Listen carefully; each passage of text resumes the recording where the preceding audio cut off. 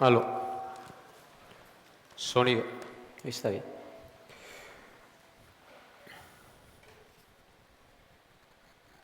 Buen día, hermanos. El Señor les bendiga. Como siempre, cada día lo hace.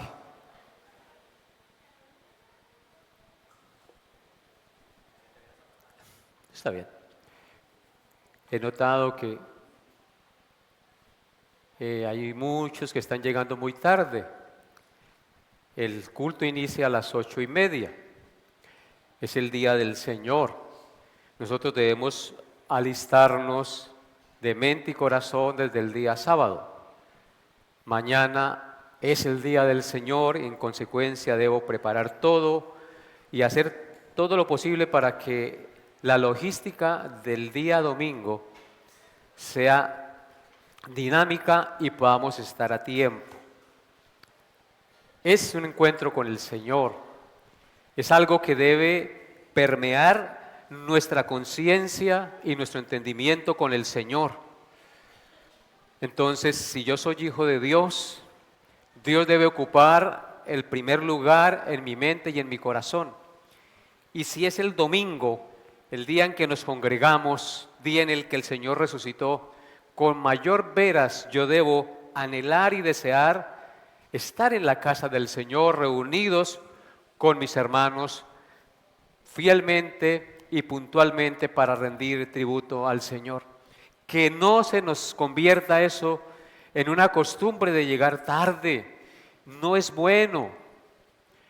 Hermanos, si usted está en una empresa y la entrada es a las 8 o a las 7:30, usted tiene que estar allí, o si no lo sancionan, le anotan en su hoja de vida y muy posiblemente lo despiden si usted llega tarde.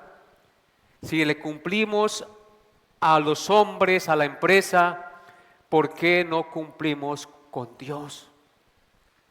Dios siempre es puntual y Él no llega tarde. Venido el cumplimiento del tiempo, Dios envió a su Hijo, nacido de mujer y nacido bajo la ley, para que redimiese a sus hijos. Él llegó a tiempo y sus bendiciones siempre llegan a tiempo, no llegan tarde. Nosotros debemos entonces también mostrar ese respeto, esa reverencia, esa devoción hacia nuestro Dios. No es un regaño, es una exhortación con amor a que siempre tengamos como máxima prioridad a nuestro buen Dios. ¿Qué dice el primer mandamiento? No tendrás dioses ajenos delante de mí. Ya por ahí oí alguno repitiendo el mandamiento del Padre Astete: amar a Dios sobre todas las cosas. No tener dioses ajenos delante de mí.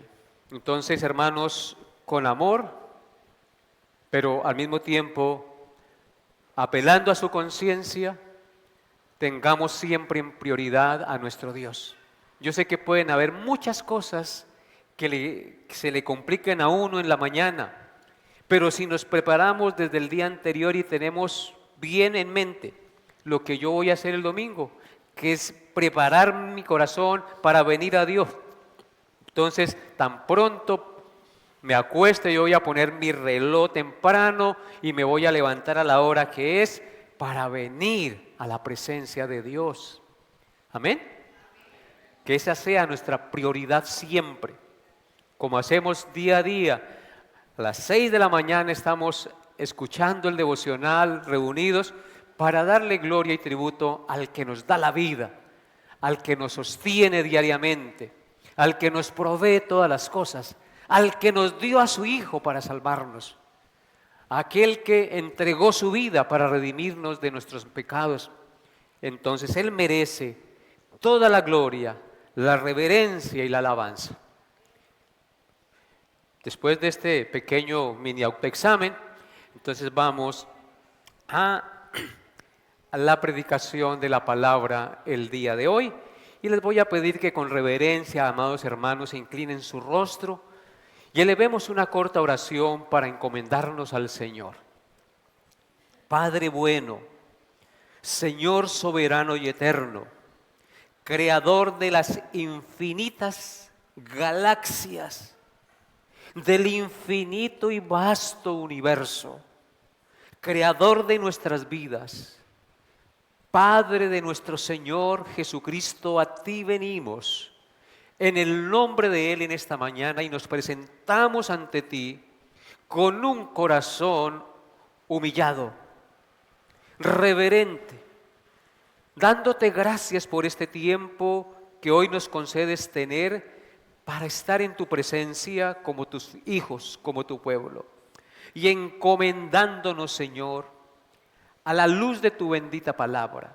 Seas tú, Señor, hablando a nuestro corazón como ya lo has hecho hoy, y danos, Padre Santo, una mente abierta y dispuesta para recibir tu enseñanza en este día. Glorioso Dios, quita toda distracción, pereza y sueño y permite que estemos atentos y receptivos a la voz de tu palabra. Toma mis palabras y mis pensamientos y guíame para que yo enseñe conforme a tu verdad. Te lo pido, Padre Santo, en el nombre de tu Santo Hijo Jesús y en el poder de tu Santo Espíritu. Amén y amén. Bien, hermanos, abran sus Biblias por un momento en Primera de Corintios capítulo 4. Y vamos a leer el versículo 6. Dice la palabra de Dios, Primera de Corintios 4, 6. Pero esto, hermanos, lo he presentado como ejemplo en mí y en Apolos, por amor de vosotros, para que en nosotros aprendáis a no pensar más de lo que está escrito. No sea que por causa de uno os envanezcáis unos contra otros. Amén. Pablo hace una observación a los hermanos de Corintio, a no pensar más de lo que está escrito. Es decir, a no pensar más de lo que está revelado en las Sagradas Escrituras. Hoy, por ser 27 de octubre, es necesario hacer una pausa en la predicación expositiva del Evangelio de Juan para hacer una enseñanza bíblica acerca de lo que pasó el 31 de octubre de 1517, fecha conmemorativa del inicio de la Reforma Protestante Evangélica, cuando el monje agustino Martín Lutero clavó sus 95 tesis en la puerta de la capilla de Wittenberg en protesta contra ciertas doctrinas de la Iglesia Católica Romana, entre ellas las indulgencias. A partir de entonces, y resumiendo la reseña histórica, las autoridades de la Iglesia Católica Romana lo presionaron para que se retractara de lo que había hecho y de lo que estaba enseñando. Lo miraban como un rebelde. Pero Martín Lutero, en lugar de retractarse, le lanzó más críticas a la doctrina católica romana y al Papa en turno, que era León X, el cual en 1520 amenazó con excomulgarlo si no se retractaba. Pero Martín, una vez más, en lugar de retractarse, en un acto público quemó la bula papal. Debido a esto, el Papa León X excomulgó al monje el 3 de enero de 1521 por haber quemado la bula papal y no retractarse. ¿Qué es una bula papal? Una bula papal es un decreto oficial de la Iglesia Católica emitido por el Papa que trata asuntos políticos o religiosos. Decretó algo, lo puso en papel para que se sometieran y Martín Lutero lo quemó públicamente. Ese decreto, ese edicto. Posteriormente, cuando Martín Lutero fue llevado a comparecer ante la Dieta o Asamblea de Worms para que se retractara de lo que había hecho, dicho y enseñado ante el emperador Carlos V y las autoridades de la Iglesia Católica, dijo ante mucha gente y que estaban allí presentes y en una expectativa de lo que sucedería. Dijo Martín Lutero, abro comillas, la frase célebre: puesto que vuestra majestad y vuestros señores desean una respuesta simple, responderé sin cuernos y sin dientes, a menos de que se me convenza con las Escrituras y la mera razón. No acepto la autoridad de papas y concilios, pues se han contradicho entre sí. Mi conciencia está cautiva de la palabra de Dios. No puedo retractarme, ni me retractaré de nada, pues ir en contra de la conciencia no es justo ni seguro. Dios me ayude. Amén. Esas fueron las palabras de Martín Lutero ante la Asamblea de Worms o la Dieta de Worms. En consecuencia, ese fue el espíritu de la Reforma protestante. La conciencia de Martín Lutero, de Calvino, de Zwinglio y de todos los reformadores protestantes estuvo cautiva a la palabra de Dios, lo que dio como resultado el pilar y fundamento de la Reforma protestante, la doctrina de la sola Escritura. Porque la Iglesia y sus dirigentes se habían desviado de la autoridad de la palabra de Dios, siguiendo tradiciones y doctrinas de hombres. Al desviarse de la Escritura, la Iglesia se deformó en su doctrina y propósito. Por eso nos llamamos iglesias de la Reforma, porque es volver a la forma original de su doctrina y propósito establecidos por Dios el Padre y su Hijo Jesucristo en las Santas Escrituras. Iglesia de la Reforma, porque es aquello que propaga y respalda lo que los reformadores hicieron en su época. La doctrina de la sola Escritura es uno de los pilares fundamentales y estándares del grito de la Reforma protestante y de la teología de la Reforma, así como está allí. Este principio, escúchenlo bien, de la sola Escritura, establece que la Biblia es la única fuente de autoridad para la fe y la conducta cristiana. Esto quiere decir que las doctrinas y tradiciones de la Iglesia son válidas únicamente si están basadas en acuerdo completo con la autoridad de las Sagradas Escrituras. En consecuencia, las tradiciones y la moral que están en contradicción con la Biblia no son de Dios, no son un aspecto válido de la fe cristiana.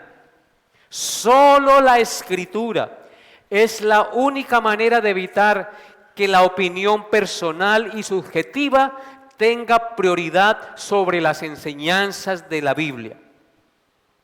La esencia de la sola Escritura es basar nuestra vida espiritual, fe y moral en la autoridad de la Biblia solamente y rechazar cualquier tradición o enseñanza que no esté en total acuerdo con la palabra de Dios. Amados hermanos, En un mundo lleno de voces y opiniones diferentes, donde no hay verdades absolutas, sino que impera el relativismo y la exaltación del hombre, tanto en el mundo secular como en la misma iglesia, que es lo más triste, es crucial que los creyentes nos aferremos con fe y convicción a la palabra de Dios como nuestra única guía suprema y suficiente de fe y conducta. Cuando la Escritura es la única norma de fe y conducta, nuestras vidas serán transformadas. Pero cuando la Escritura no es la única fuente de fe y conducta, siempre la gente, los creyentes y las comunidades religiosas se desvían de la verdad y resultan abrazando enseñanzas erradas y peligrosas que desvían a los hombres de las doctrinas cardinales y fundamentales de la ortodoxia cristiana, que nos dan un fundamento sólido para nuestra fe y nuestra conducta moral en esta tierra. Ejemplo, el catolicismo romano, aún en nuestros días, aunque no niega la autoridad de la palabra de Dios, no tiene como única regla de fe y conducta o práctica la Biblia. Ellos tienen también como autoridad la tradición y el magisterio de la iglesia. ¿Y cuál ha sido el resultado? El establecimiento de dogmas, ritos, creencias y prácticas totalmente antibíblicas, tales como el purgatorio, la infalibilidad papal, la sucesión apostólica, el culto y la veneración a las imágenes, la oración a los muertos y a la Virgen María como corredentora y mediadora, etcétera, etcétera. Otro ejemplo, los mormones no niegan la autoridad de la Biblia, pero tienen el libro de Mormón como el otro evangelio de Jesucristo. Y la Escritura nos dice en Gálatas que si aún un ángel del cielo nos viene con otro evangelio, sea anatema. Es decir, niegan la suficiencia de la palabra de Dios. ¿Y cuál ha sido el resultado? El establecimiento de dogmas, ritos y creencias y prácticas antibíblicas, tales como el bautismo por los muertos. No creen en un solo Dios, enseñan que hay muchos dioses, no creen en la deidad de Cristo y enseñan que Jesucristo tuvo varias esposas. Los adventistas del séptimo día no niegan la autoridad de la inspiración ni de la palabra de Dios, pero no creen en la suficiencia de las Sagradas Escrituras, porque creen en los escritos de Elena de White y los ponen prácticamente al mismo nivel de las Escrituras. Creen muchas cosas de las que nosotros creemos, pero hay peligro en eso, dando como resultado la falsa enseñanza del sueño del alma, niegan la existencia del infierno como castigo contra el pecador y enseñan la aniquilación del alma. No creen en la salvación por gracia, sino por obras, por la observación de la ley, mayormente en guardar el sábado como el día de reposo, haciendo del día un ídolo. Y muchos cristianos evangélicos, otro ejemplo, muchos cristianos evangélicos que creen lo mismo, entre comillas, que nosotros, aunque afirman creer en la Biblia como única regla de fe y conducta, creen en cosas extrabíblicas, en sueños, en experiencias, en profecías y revelaciones extrabíblicas para guiar su vida y su conducta.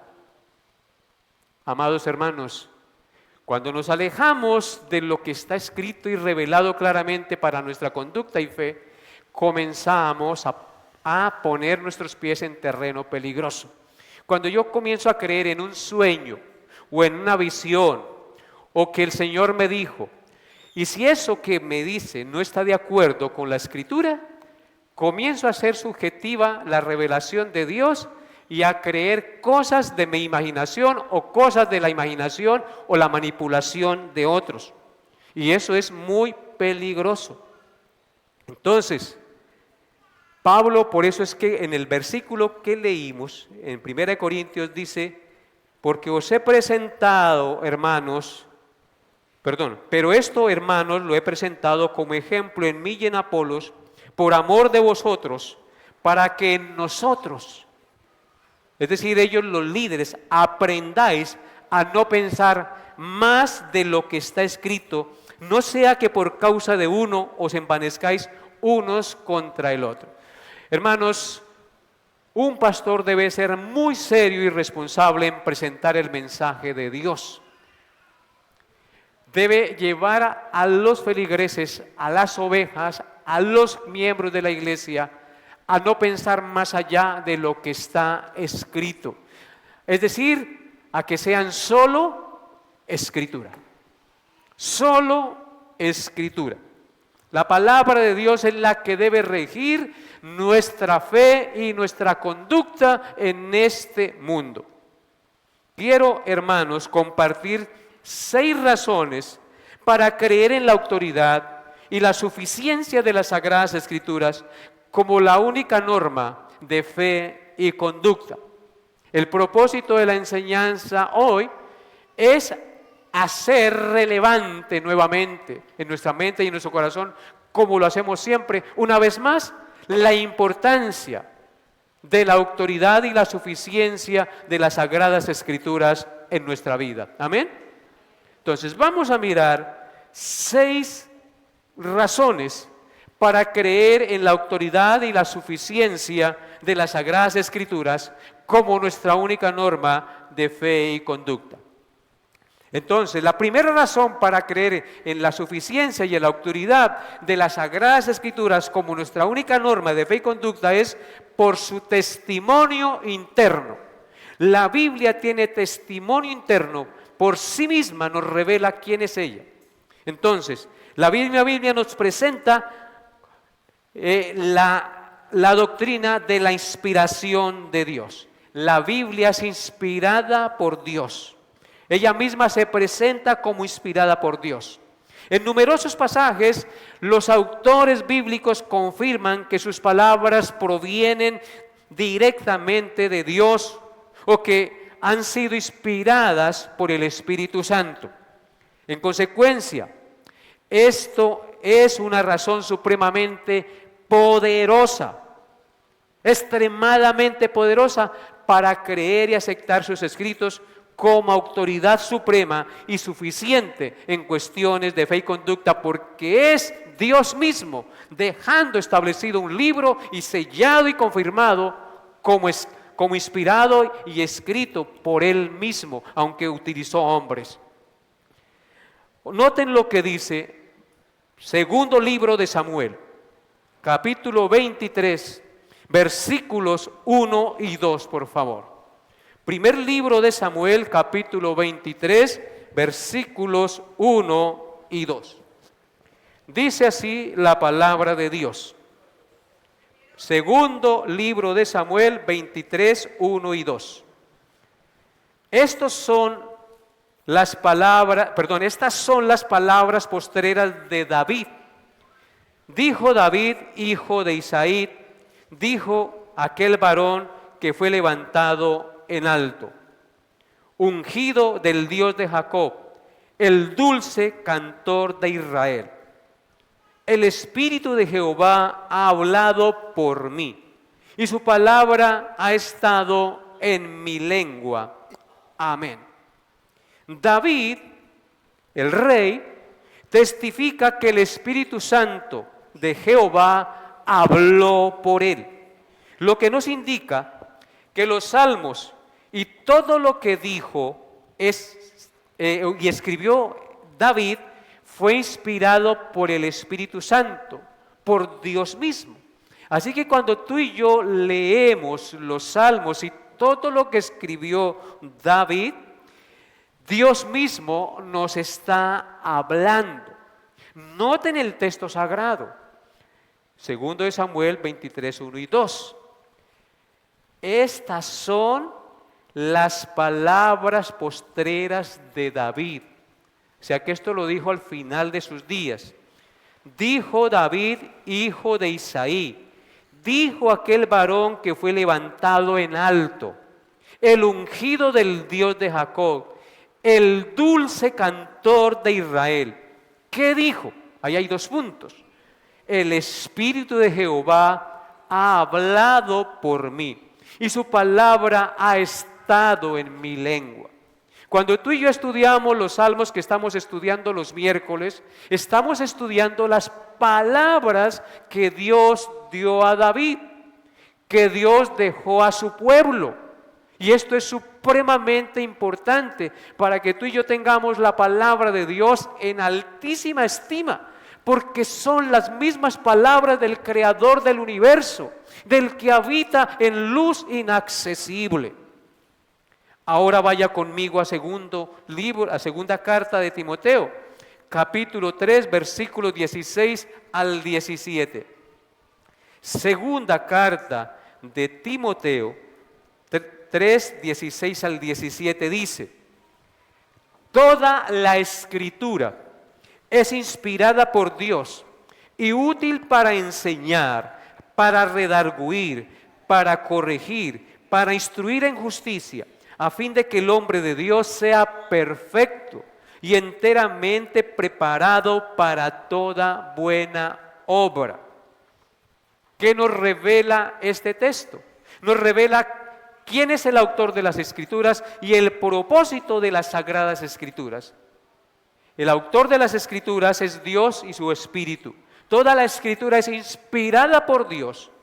Y como es inspirada por Dios, es la palabra más útil para enseñar, para redarguir, para corregir, para instruir en justicia, a fin de que el hombre de Dios sea enteramente preparado, perfecto, maduro para toda buena obra. Solamente eso lo puede hacer la palabra de Dios porque es inspirada. Hermanos, Pablo testifica aquí, en este pasaje, que toda la Escritura es inspirada por Dios. Y este texto debe interpretarse desde 2 perspectivas. Primero, ubicándonos en el contexto histórico de los tiempos de Pablo, cuando él escribió estas palabras. Esto quiere decir que cuando Pablo dijo, toda la Escritura es inspirada por Dios, se refería a las Escrituras del Antiguo Testamento, porque en ese entonces no estaba conformado el canon del Nuevo Testamento. Y segundo, en nuestros días, este texto puede interpretarse que Pablo, cuando lo escribió, como era inspirado por el Espíritu Santo, también estaba haciendo referencia al canon del Nuevo Testamento, fuera él consciente o no lo fuera. Estaba haciendo referencia al canon del Nuevo Testamento, lo que nos indica que cuando Pablo escribió toda la Escritura es inspirada por Dios, también estaba haciendo referencia a las Escrituras del Nuevo Testamento. Y esto lo confirma el apóstol Pedro en su segunda carta, capítulo 3, versículos 15 al 16. Vayan conmigo allá. Segunda carta de Pedro, capítulo 3, versículos 15 al 16. Dice así: y tened entendido que la paciencia de nuestro Señor es para salvación, como también nuestro amado hermano Pablo, según la sabiduría que le ha sido dada, os ha escrito, casi en todas sus epístolas, hablando en ellas de estas cosas, entre las cuales hay algunas difíciles de entender, las cuales los indoctos e inconstantes tuercen, como también las otras Escrituras, para su propia perdición. Amén. Hermanos, Pedro testifica una vez más que la profecía o los escritos bíblicos no fueron traídos simplemente porque quisieron traerlos. Y dice que testificó que las cartas de Pablo, que él escribió, las escribió según la sabiduría de Dios. Es decir, según la inspiración del Espíritu Santo, aunque ahí no lo diga. Según la sabiduría que Dios le dio, escribió unas cosas. Y al mismo tiempo Pedro considera las cartas de Pablo al nivel de las otras escrituras, es decir, las escrituras del Antiguo Testamento. En consecuencia, la misma Biblia testifica que Antiguo y Nuevo Testamento son inspirados por Dios. Porque por ahí hay mucha gente que niega que esto es un libro común y corriente, que tiene muchos errores y denigran de este libro totalmente. Pero lo cierto, hermanos, es que la misma Biblia testifica internamente su inspiración. Y eso es de llenarnos de confianza y consuelo para nuestra alma, porque no estamos siguiendo el pensamiento y la doctrina de hombres, sino el pensamiento y la doctrina del Dios vivo y verdadero que creó todas las cosas y nos da todas las cosas. Amén. Segunda de Pedro, capítulo 1, versículo 21, dice: porque nunca, escuchen, nunca la profecía fue traída por voluntad humana, sino que los santos hombres de Dios hablaron siendo inspirados por el Espíritu Santo. Pedro testifica una vez más que la profecía o los escritos bíblicos no fueron traídos por invención o voluntad humana, sino que los santos hombres de Dios hablaron siendo inspirados por el Espíritu Santo. Este texto nos enseña entonces claramente que las Escrituras no vinieron como consecuencia del trabajo creativo de la propia invención o interpretación de los profetas. Dios inspiró a los que hablaron y escribieron los oráculos sagrados, así que su mensaje es auténtico y confiable porque es un mensaje que proviene del mismo Dios. Ahora miremos Mateo capítulo 4, versículos 1 al 11, porque esta es la prueba más significativa para que tú y yo nos aferremos con confianza al mensaje y a los escritos de este libro sagrado. Mateo 4 del 1 al 11 dice: entonces Jesús fue llevado por el Espíritu al desierto para ser tentado por el diablo. Y después de haber ayunado 40 días y 40 noches, tuvo hambre. Y vino a él el tentador, es decir, el diablo, y le dijo: si eres hijo de Dios, di que estas piedras se conviertan en pan. Él respondió y dijo: escrito está. No solo de pan vivirá el hombre, sino de toda palabra que sale de la boca de Dios. Entonces el diablo le llevó a la santa ciudad y le puso sobre el pináculo del templo y le dijo: si eres hijo de Dios, échate abajo, porque escrito está: a sus ángeles mandará acerca de ti, y en sus manos te sostendrán, para que no tropieces con tu pie en piedra. Jesús le dijo: escrito está también: no tentarás al Señor tu Dios. Otra vez le llevó el diablo a un monte muy alto, muy alto.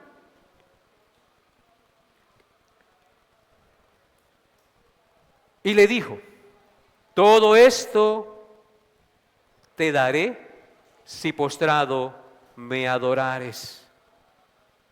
Entonces Jesús le dijo: vete, Satanás, porque escrito está: al Señor tu Dios adorarás y a Él solo servirás. Amados hermanos, el mismo Señor Jesucristo ratificó la autoridad final de las Sagradas Escrituras al citarlas como su autoridad suprema de fe y conducta para enfrentar las diferentes tentaciones cuando el diablo le tentó. En Mateo 4:4 Dijo, escrito está, no solo de pan vivirá el hombre. Y citó a Deuteronomio 8, versículo 3, para refutar la mentira del diablo, la tentación del diablo. En Mateo 4, 5 al 7, el diablo le llevó a la santa ciudad y le puso sobre el pináculo del templo y le citó también el diablo las sagradas escrituras. Como éste cree en la suficiencia de las escrituras, cree en la sola escritura, entonces yo también le voy a citar la Biblia. Le dijo, si eres hijo de Dios, échate abajo porque escrito está. A sus ángeles mandará cerca de ti y en sus manos te sostendrá para que no tropieces con tu pie en piedra. Pero Jesús no solamente creía en la autoridad de las Sagradas Escrituras, sino que conocía también las artimañas del diablo y que hay personas que utilizan la palabra de Dios para manipular y engañar a la gente. ¿Qué le dice el Señor? Escrito está también, no tentarás al Señor tu Dios. Se identifica como Dios al mismo tiempo que Él le cita las Escrituras para rechazar lo que Él le estaba proponiendo, de engrandecerse ante la gente. Y en Mateo 4:10, Cristo le dice, vete Satanás porque escrito está, al Señor tu Dios adorarás y a Él solo servirás. Cuando le ofreció todos los reinos y las glorias de este mundo, le citó Deuteronomio capítulo 6, verso 13. A Jehová tu Dios temerás y a Él solo servirás y por su nombre jurarás. Así que Cristo, hermanos, es el supremo ejemplo para que nosotros entendamos que este libro es sagrado y proviene de Dios. Porque Él mismo tuvo por norma de fe y conducta las sagradas escrituras. Pero muchos me dirán, el Nuevo Testamento Él no lo citó. Aunque no lo citó, Él lo estaba escribiendo y lo estaba ratificando y cumpliendo todas las profecías que decían de Él en el Antiguo Testamento. ¿Amén? Entonces no podemos nosotros caer en esas falacias. Y la segunda razón para creer en la autoridad y la suficiencia de las Sagradas Escrituras como la única norma de fe y conducta es por el fiel cumplimiento de sus profecías. A lo largo de la historia, numerosas profecías bíblicas se han cumplido de manera sorprendente. Esta evidencia histórica apunta a un conocimiento divino más allá de lo humano. Según los eruditos bíblicos, más de 300 profecías de la Biblia se cumplieron fielmente en Jesucristo. Observen lo que dice Lucas capítulo 24, versículos 44 al 49.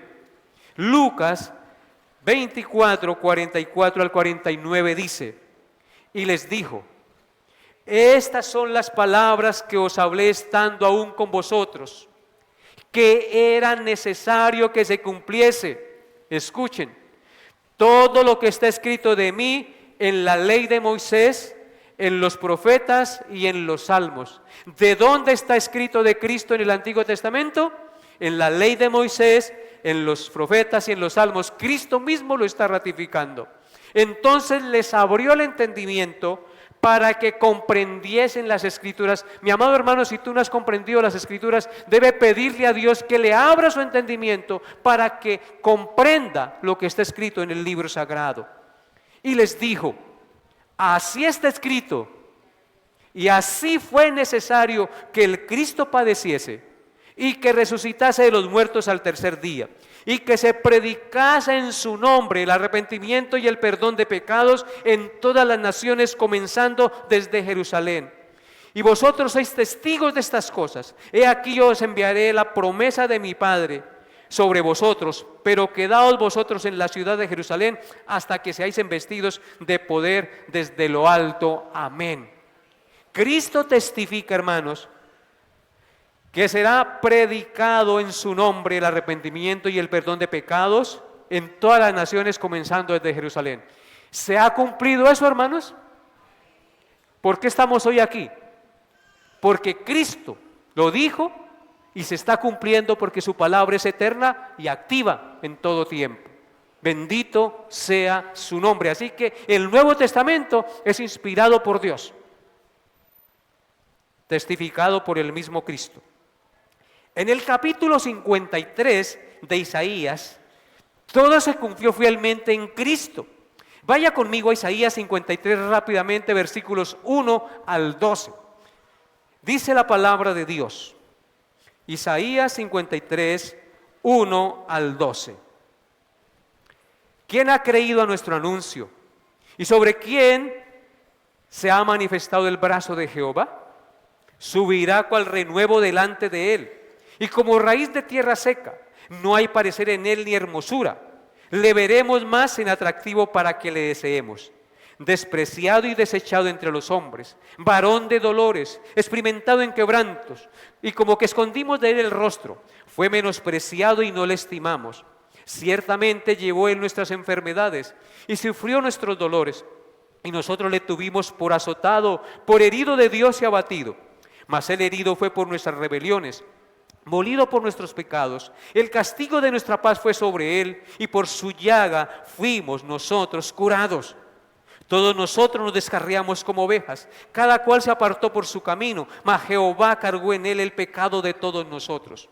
Angustiado él y afligido, no abrió su boca. Como cordero fue llevado al matadero, y como oveja delante de sus trasquiladores. Enmudeció y no abrió su boca.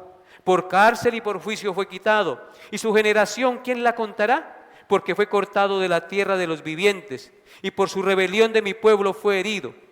Y se dispuso con los impíos su sepultura, mas con los ricos fue en su muerte, aunque nunca hizo maldad, ni hubo engaño en su boca. Permítanme un momentico. ¿Qué versículo vamos? El 10. Con todo esto, Jehová quiso quebrantarlo, sujetándole a padecimiento.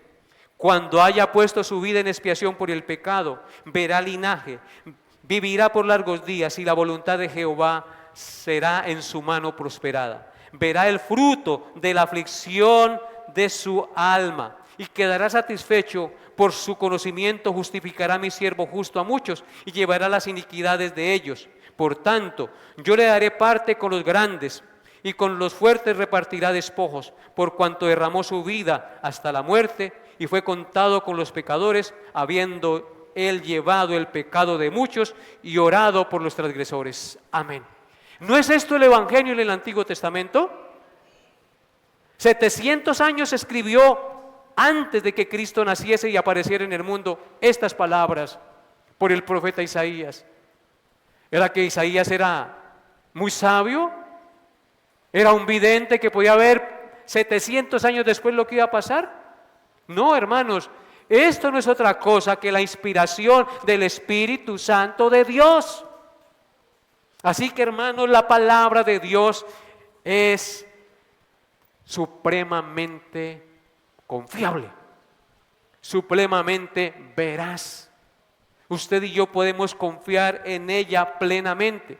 Aunque usted a veces lea textos que son difíciles de entender, eso no quiere decir que la palabra de Dios tenga error. El problema está en nosotros, en nuestras limitaciones humanas, no en la palabra del Señor.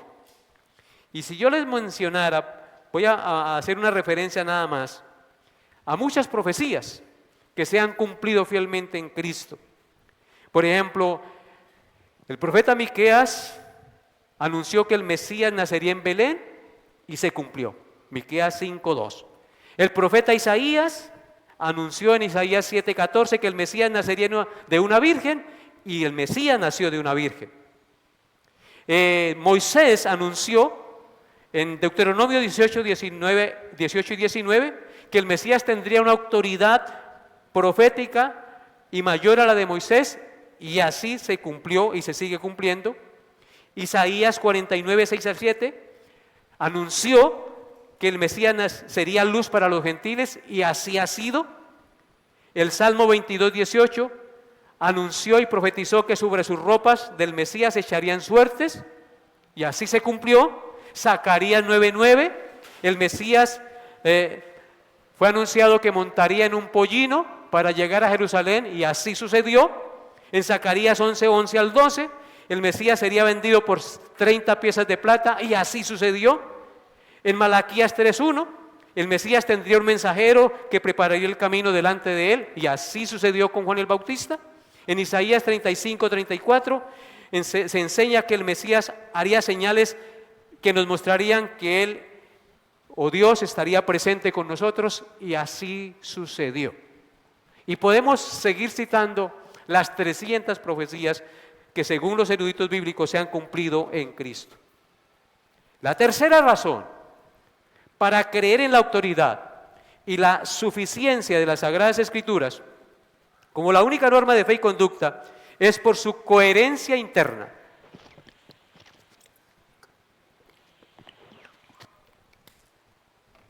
A pesar de que la Biblia fue escrita por 40 autores en diferentes épocas, lugares y culturas, y por un periodo aproximado de 1500 años, es decir, no se conocieron entre sí los que escribieron la Biblia presenta una sorprendente unidad y coherencia en su mensaje y propósito desde el Génesis hasta el Apocalipsis. Su mensaje central es sobre Dios, el soberano creador del universo, y su gloria, sobre el hombre, el pecado y la salvación de su pueblo a través del perfecto sacrificio y la justicia de su Hijo Jesucristo. Ese es el mensaje y la coherencia de las Sagradas Escrituras. Su mensaje central es sobre Dios, el soberano creador del universo, y su gloria, sobre el hombre, el pecado y la salvación de su pueblo a través del perfecto sacrificio y la justicia de su Hijo Jesucristo. No se contradice la Escritura en esos temas cardinales y centrales. Por eso leemos en Colosenses, capítulo 1, versículos 15 al 23, las siguientes palabras, hablando de Cristo y de Dios. Colosenses 1, 15 al 23. Él es la imagen del Dios invisible, el primogénito de toda creación, porque en Él fueron creadas todas las cosas, las que hay en los cielos y las que hay en la tierra, visibles e invisibles, sean tronos, sean dominios, sean principados, sean potestades. Todo fue creado por medio de Él y para Él. Y Él es antes de todas las cosas, y todas las cosas en Él subsisten. Y Él es la cabeza del cuerpo, que es la iglesia, el que es el principio, el primogénito de entre los muertos, para que en todo tenga la preeminencia. Oigan, por cuanto agradó al Padre, que en Él habitase toda plenitud, y por medio de Él reconciliar consigo todas las cosas, así las que están en la tierra como las que están en los cielos, haciendo la paz mediante la sangre de su cruz. Y a vosotros también, que erais en otro tiempo extraños y enemigos en vuestra mente, refiriéndose a los gentiles, haciendo malas obras, ahora os ha reconciliado en su cuerpo de carne por medio de la muerte, para presentaros santos y sin mancha e irreprensibles delante de Él, si en verdad permanecéis fundados y firmes en la fe y sin moveros de la esperanza del Evangelio que habéis oído, el cual se predica, escuchen, en toda la creación que está debajo del cielo, del cual yo, Pablo, fui hecho ministro. Amén. La coherencia de las Sagradas Escrituras está en este pasaje. Ese es el mensaje central desde el Génesis hasta el Apocalipsis, queridos hermanos. Y la cuarta razón para creer en la autoridad y la suficiencia de las Sagradas Escrituras como la única norma de fe y conducta es porque su mensaje es eterno, poderoso, imperecedero y seguro. 4 cosas. El mensaje de la palabra de Dios es eterno, poderoso, imperecedero y seguro. Es eterno porque proviene del eterno Dios. Es poderoso porque es la palabra viva del Dios eterno y todopoderoso que creó el universo. Y es seguro porque Él no miente y su mensaje es verdad. Como Él es eterno, su mensaje es imperecedero. Salmo 119, versículos 89 al 91 dice, Salmo 119, 89 al 91. Noten estas gloriosas palabras. Para siempre, oh Jehová, permanece tu palabra en los cielos. ¿Para cuánto? Para siempre, oh Jehová, permanece tu palabra en los cielos. De generación en generación es tu fidelidad. Tú afirmaste la tierra y subsiste, y por tu ordenación subsisten todas las cosas hasta hoy, pues todas ellas te sirven. Hermanos, cuando usted ve el cielo, las estrellas, la tierra, las nubes, todo lo que hay, la tierra haciendo brotar árboles y hierba verde, los ríos produciendo peces, las nubes haciendo caer agua sobre la tierra, el sol saliendo y ocultándose, la luna saliendo y brillando en las noches, las estrellas brillando en el firmamento. Todo eso nos está hablando de la eternidad y el poder de la palabra de Dios. Aquel que dijo en el principio sea la luz y fue la luz, hasta el día de hoy tenemos luz, ¿o no? Aquel que dijo haya en los cielos lumbreras para que alumbren de día el sol y la luna en la noche, hasta el día de hoy se cumple y Él con su palabra de poder sostiene esas cosas. Aquel que dijo produzca la tierra hierba verde, árboles de diferentes frutos. Hasta el día de hoy la tierra sigue produciendo hierba verde, árboles frutales y comida para el sustento del hombre. Porque Él dijo un día, produzca la tierra todas esas cosas. Su palabra permanece, es eterna. ¿Me estoy haciendo entender? Hermanos, esto es glorioso. Su palabra no miente. Entonces, tú afirmaste la tierra y subsiste, dice allí en el verso 90. Por tu ordenación subsisten todas las cosas hasta hoy, porque Él dijo y fue hecho. La tierra estaba desordenada y vacía. Y Él dijo y Él comenzó a dar órdenes. Y comenzó a decir y a ordenar y a ordenar y a ordenar. Y hasta el día de hoy se cumplen las órdenes que Dios dio desde el comienzo de la creación. Y todas ellas te sirven, dice. Verso 91, por tu ordenación subsisten todas las cosas hasta hoy, pues todas ellas te sirven. O sea que todo esto fue creado para el servicio y la gloria de Dios. Alabemos el nombre de nuestro glorioso Dios.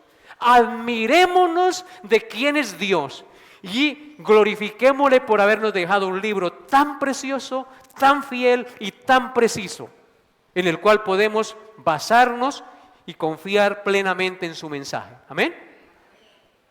Hoy es el día de la sola Escritura.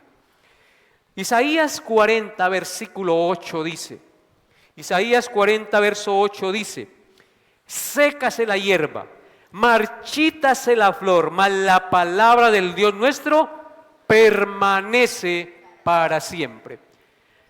Si lo que Dios dijo en el principio hasta el día de hoy subsisten y funcionan todas las cosas, esto que está escrito para el bien de nuestra alma y que dice que por la fe en Jesucristo somos salvos y perdonados de nuestros pecados, es porque es verdad. No miente el Señor. Dice, sécase la hierba, marchítase la flor, mas la palabra del Dios nuestro permanece para siempre, porque Él es un Dios eterno, todopoderoso, imperecedero y seguro. Por lo tanto, su palabra es eterna, poderosa, imperecedera y segura. Segunda de Pedro Capítulo 1, verso 19. Segunda de Pedro 1, 19 dice: tenemos también la palabra profética más segura, a la cual hacéis bien en estar atentos, como una antorcha que alumbra en lugar oscuro, hasta que el día esclarezca y el lucero de la mañana salga en nuestros corazones. ¿Qué es este libro? La palabra profética más segura, a la cual hacemos bien en obedecer hasta que el día esclarezca, es decir, hasta que Cristo venga,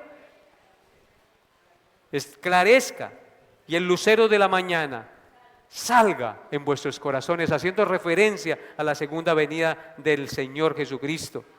Y Cristo dijo: el cielo y la tierra pasarán, pero mis palabras no pasarán. La quinta razón, se nos fue el tiempo, hermanos, es corto el tiempo.